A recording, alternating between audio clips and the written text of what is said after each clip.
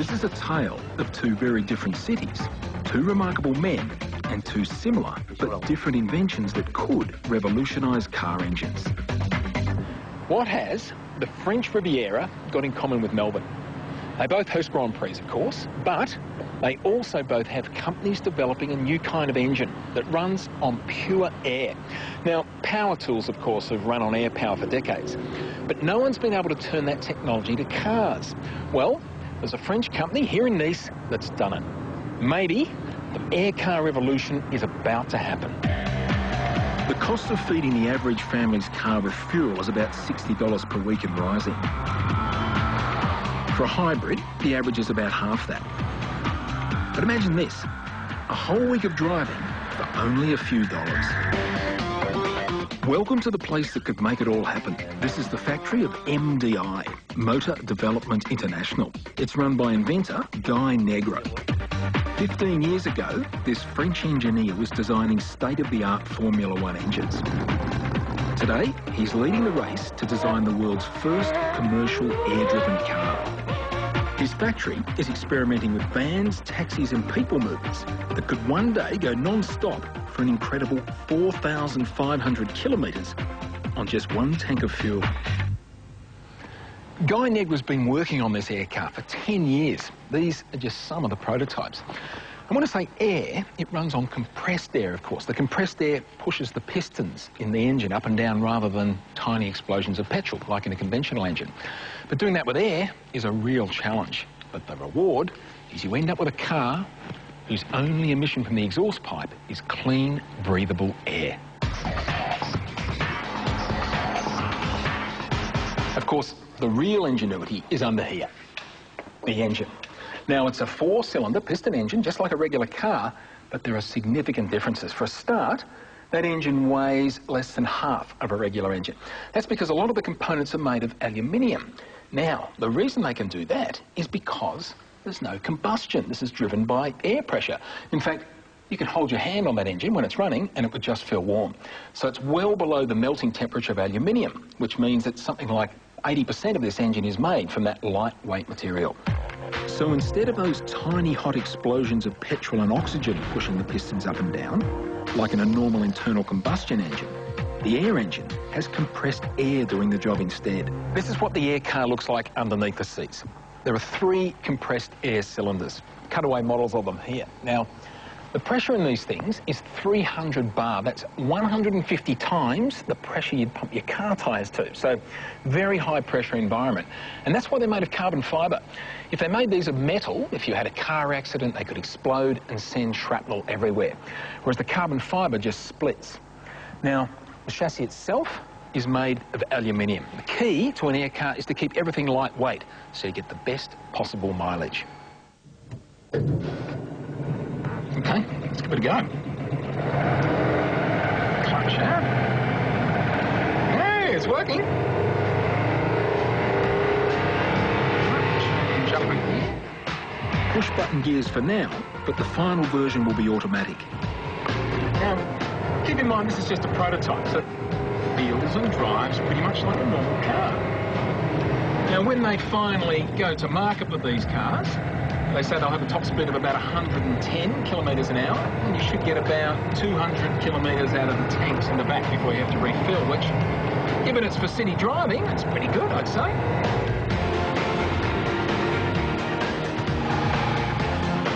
The car can be refilled from a compressed air service station in just 3 minutes. Or plug it into a power point at home, and the onboard compressor will do the job in 4 hours, for about $2 worth of electricity. For country driving, they plan to use a hybrid engine, so there'll be petrol or even some biofuel that will help the air. So they should get a much faster car and also one that'll get a lot further. The hybrid engine would use a small amount of petrol to compress air as you go. And on just one tank of petrol, you could get from Brisbane to Perth or from Los Angeles to New York. How's that for fuel economy? MDI plan to have their first cars on sale in Europe by next year. Engines will be available in 2, 4 and 6 cylinders, with car prices starting from less than $15,000. Later in the show, the Melbourne, Australia part of the story. The backyard inventor with his own air engine, and it's a little beauty.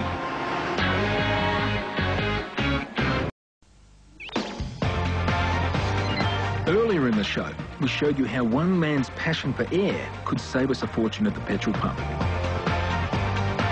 Well, 16,000 kilometres away, a very different air engine revolution is taking place. I'm at the wholesale fruit and veggie market in Melbourne. 6 o'clock in the morning, and as you can see, it's total chaos here.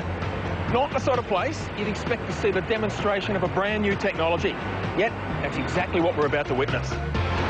The markets are noisy and pretty polluted, thanks to all those petrol and gas-powered trolleys and forklifts.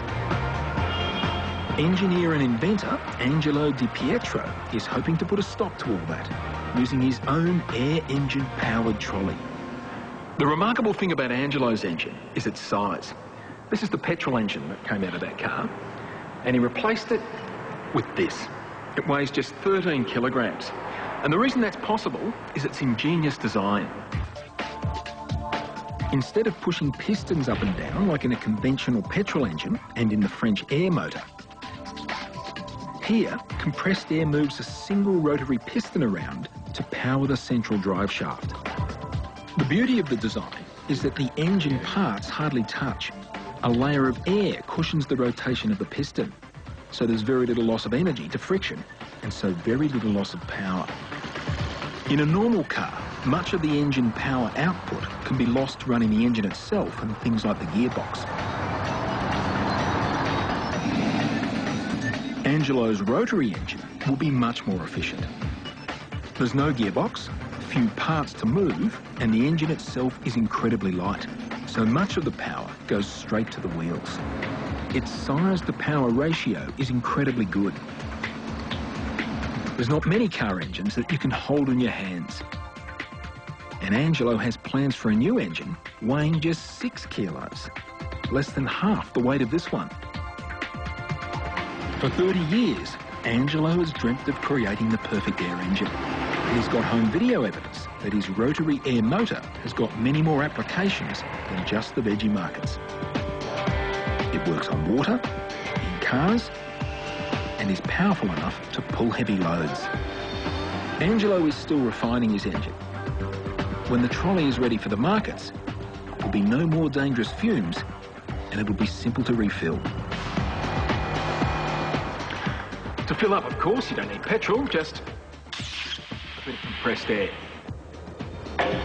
Takes about 2 or 3 minutes to fill up, and for that you get about 2 hours of driving. The trolley's already got the thumbs up down at the markets. So you reckon this is the future? It's gotta be, mate. This is the invention that is gonna help the environment.